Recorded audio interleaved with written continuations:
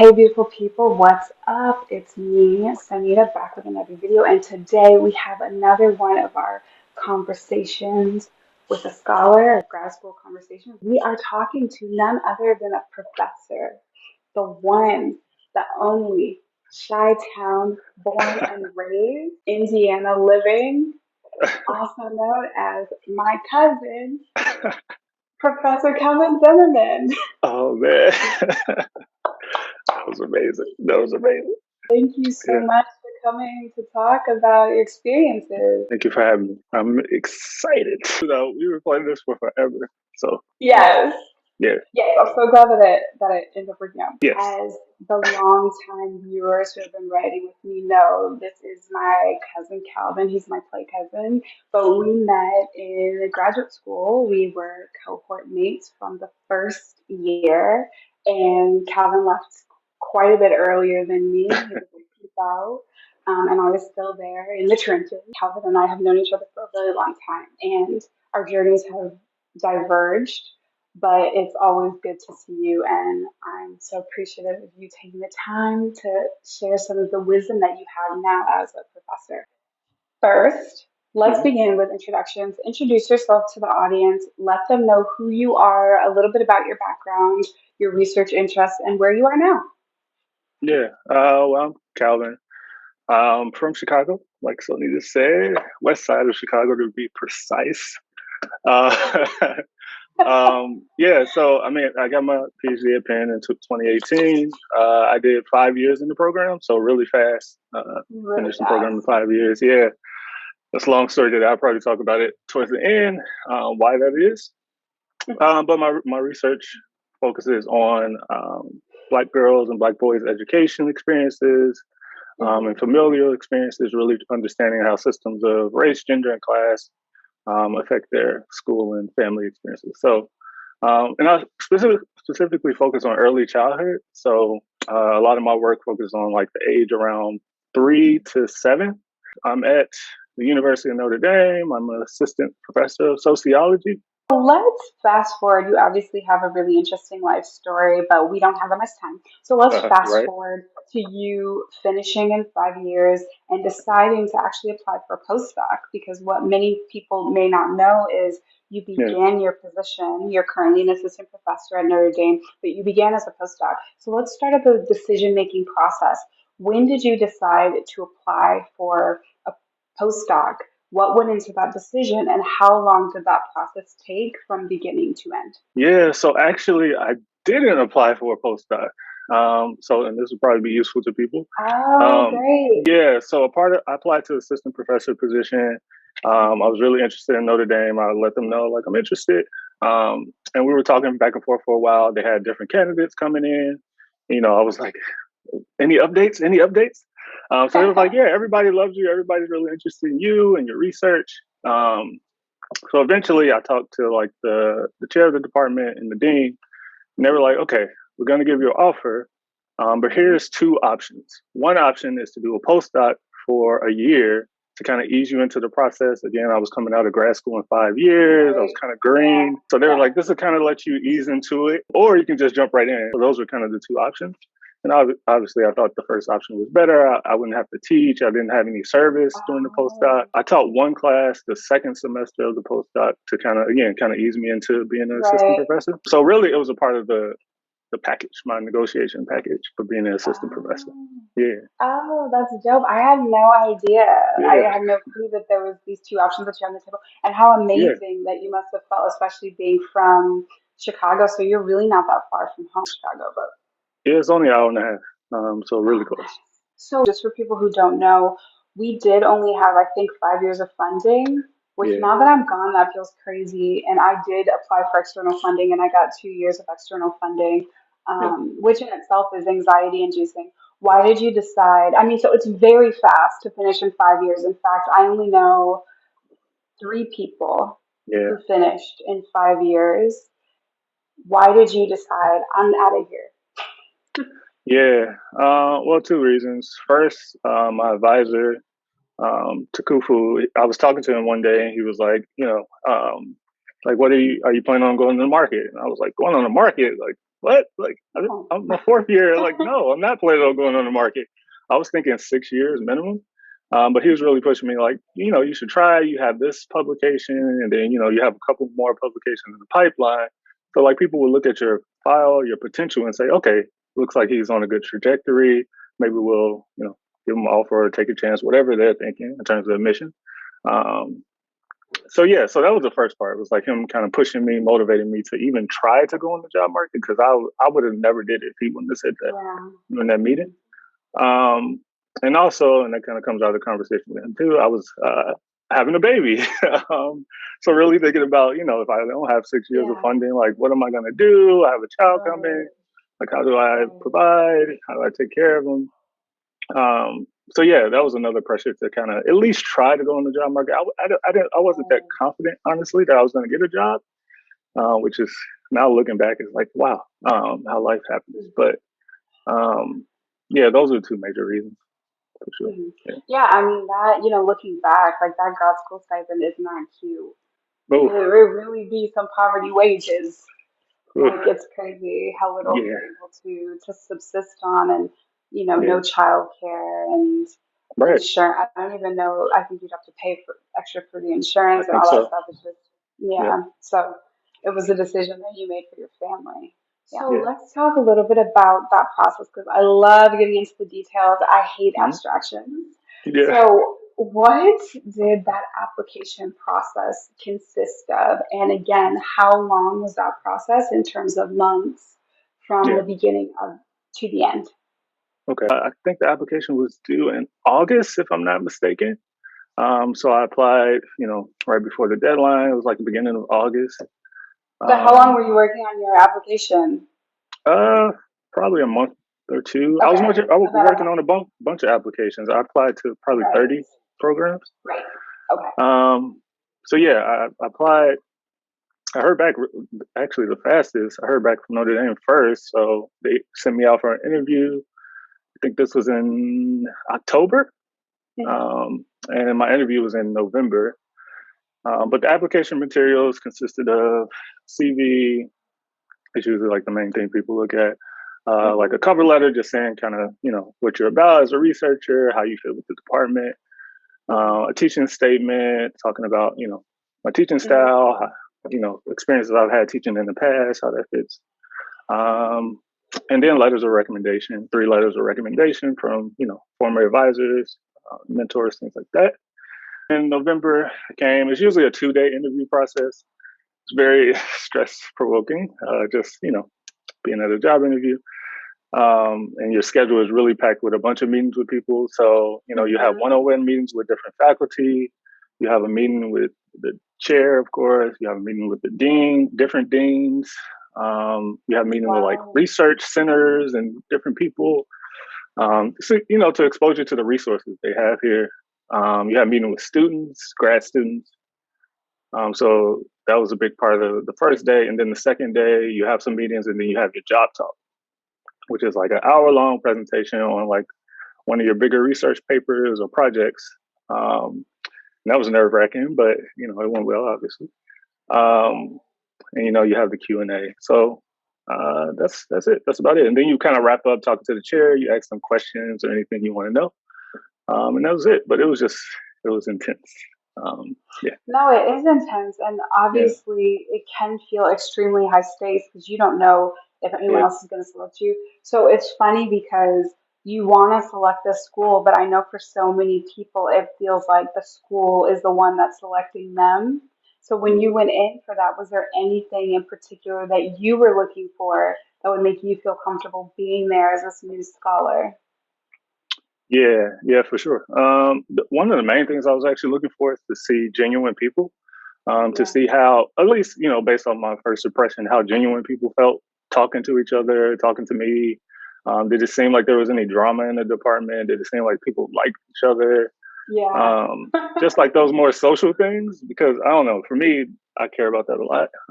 You have the Sure. research and the R1 university and all this stuff, but for me, it's like, are people kind to each other? Do they get along? At least, cordially, professionally, things like that. So yeah, that was really the main thing I was looking for. because I knew Notre Dame would have the resources and everything I needed to get work done. So yeah. And so let's get into the nitty gritty of once you arrive on campus and you're now this new postdoc. Mhm. Talk to us a little bit about what is it like to be a postdoc versus being a grad student, and what does that mean to be a postdoctoral fellow? I would say the biggest difference is the amount of, I didn't feel as much pressure. That makes sense because I didn't have anyone kind of looking over my shoulder.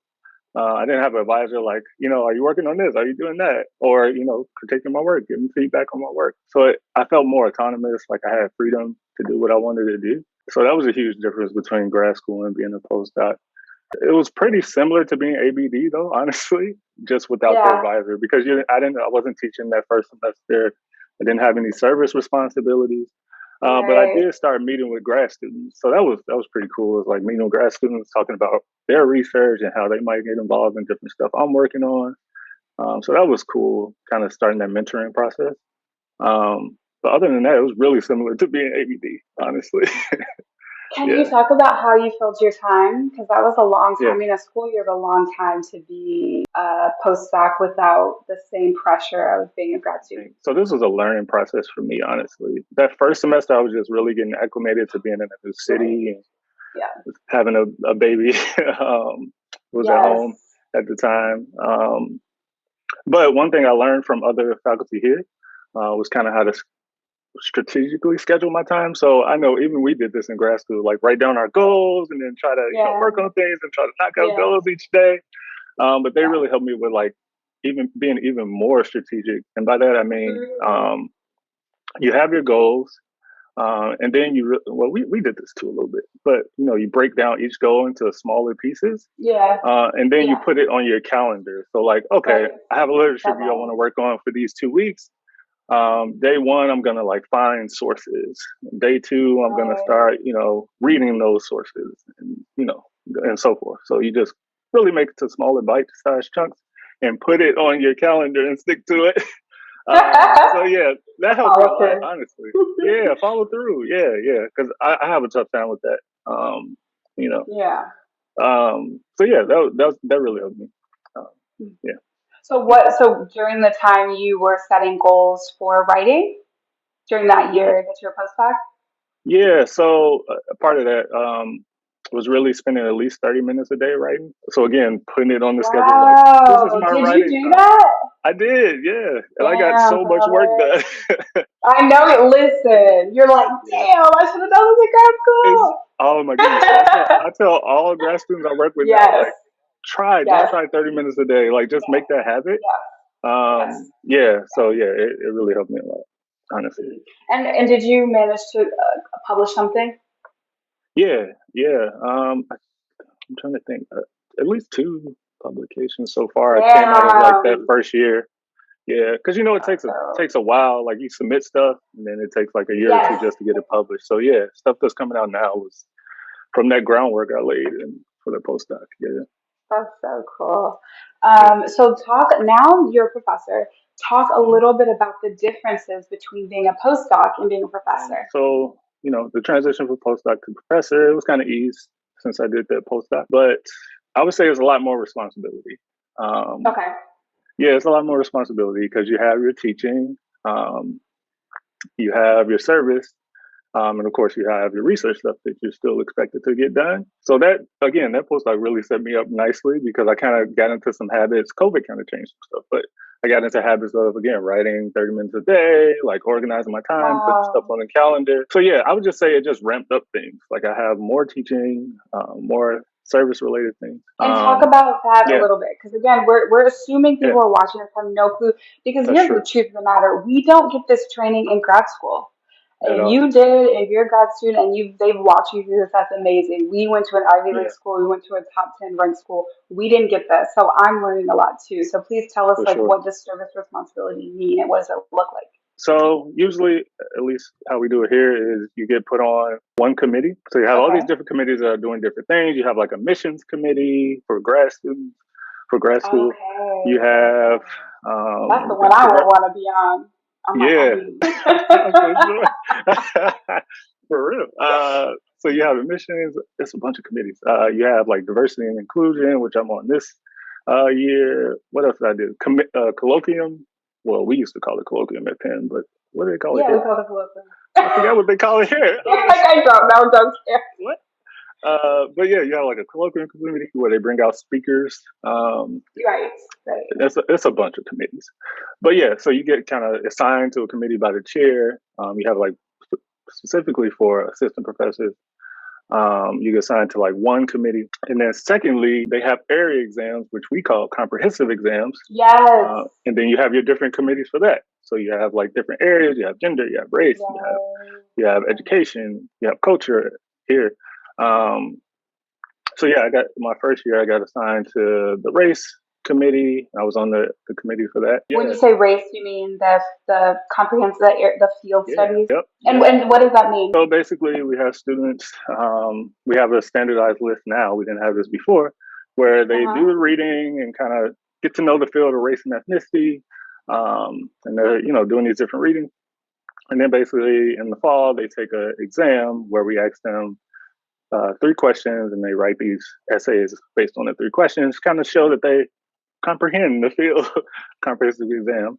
And yeah, and you either pass or fail. All the students who've taken it so far that I've worked with have passed, so great. But yeah, that's how it works. I'm really curious about, it does answer the question, but I'm curious about, as the chair of the committee, do you determine what the questions for the exam are every year, and you also are the last line of like pass or fail, or? That's not how we do it here. I imagine some other schools do it that way. Here is more collaborative. Usually there's 2 other committee members.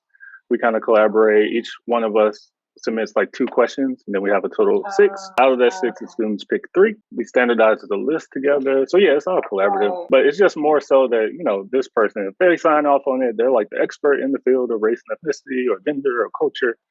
So if they sign off on it, we're good. But it's really collaborative, honestly. Okay, cool. So you said you have a lot more teaching, you do your service.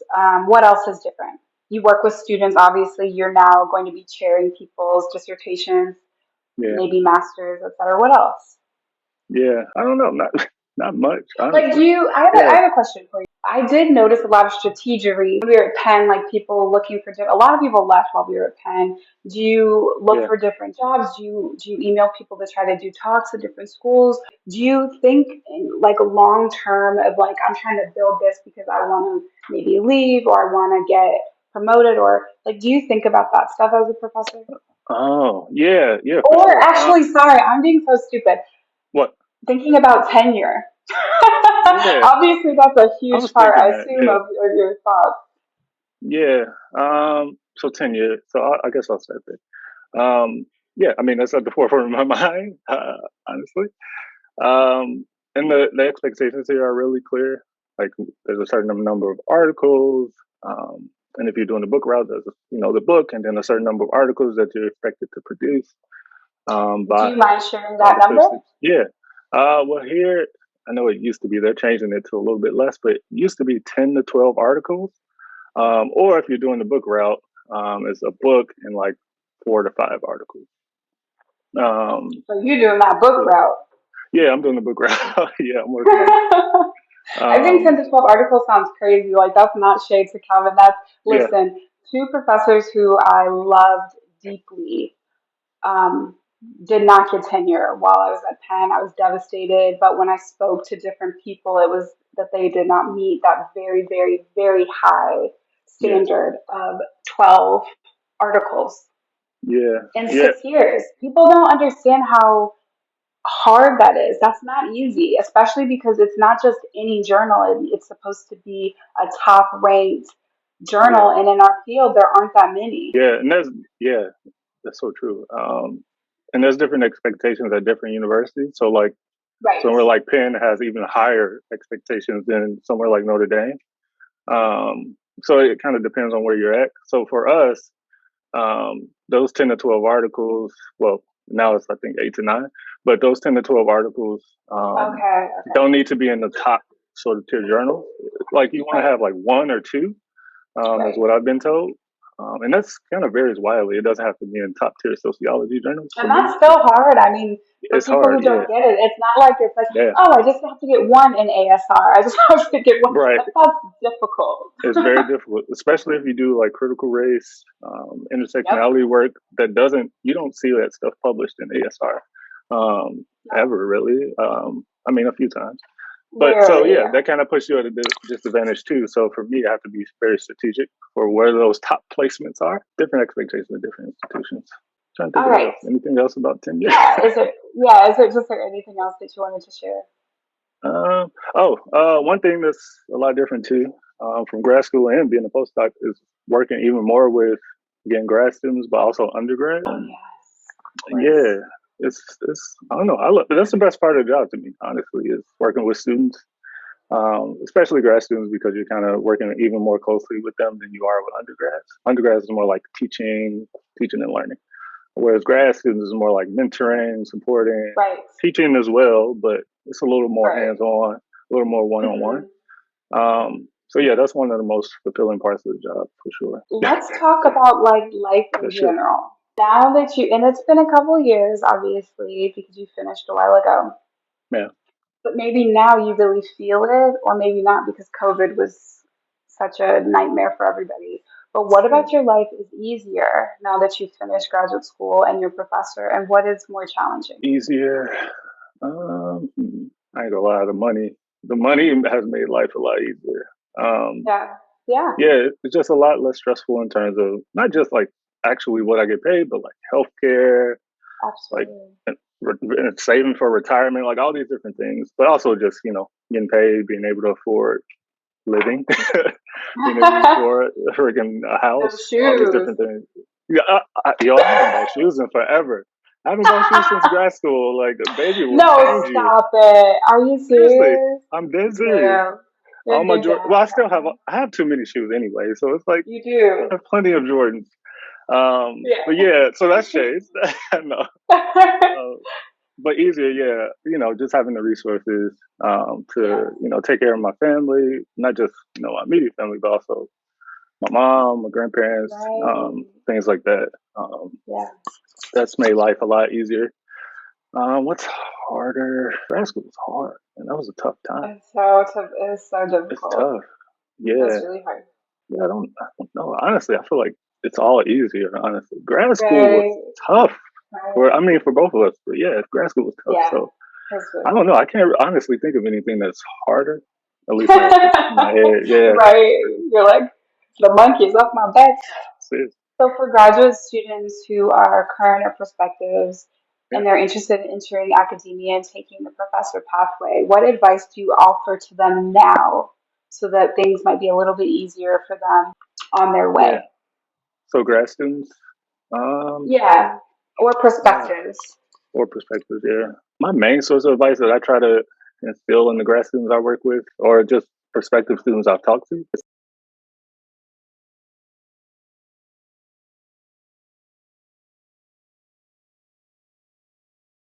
That's a um, big difference. I didn't even think about that, honestly. Yeah, that's a huge difference from grad school, right? Awesome. And if people have questions, can they hit you in the comments? Oh, yeah, Will for you sure. respond to the comment? I will. I will. Since you said, yeah, I Awesome. will. Thank you so much. This has been amazing. I have learned so much just for myself personally and also professionally about you, and you remain an inspiration, Calvin. I'm so incredibly proud, and I can't Oh, wait to read your book. And really, I need to be talking to you about some other stuff too. yeah. But I really appreciate this. I know you're so busy, so I'm gonna end this. But thank you so much. uh, no, I appreciate you for having me. It was fun. Cool. And then once I transitioned to the postdoc, eventually, what's so funny? What's up, I'm Jay? just sorry. I'm laughing, remembering myself because I was like, because it was so hard for me to finish. And I remember my last Yeah, chapter, and I was like, they're not gonna pass or fail me like based on the presentation because I didn't oh have time yeah, to work on my like PowerPoint. And I was like, so they're yeah, gonna fail me based on because I was like, I don't care if my PowerPoint's shitty. Like, you know what I mean? Like they're yeah, basing it off the writing, right? And I yeah. would ask so many friends like. I passed or failed based on the dissertation, right? Not the PowerPoint. Like, I just remember Oh no, laughing, remembering I that's had so funny. many conversations about that. Like, Yeah, that is true. Though. I don't even remember my presentation. Right. Um, Right. but Oh my god, there's something in my eye. It's fine. Anyway, oh, fluminary cheeks in my eye. oh goodness gracious. It's fine. It's fine. Everything's okay. uh, To love. Love is a condition so powerful. It may be that which holds the stars in the firmament. That's what I feel in my heart.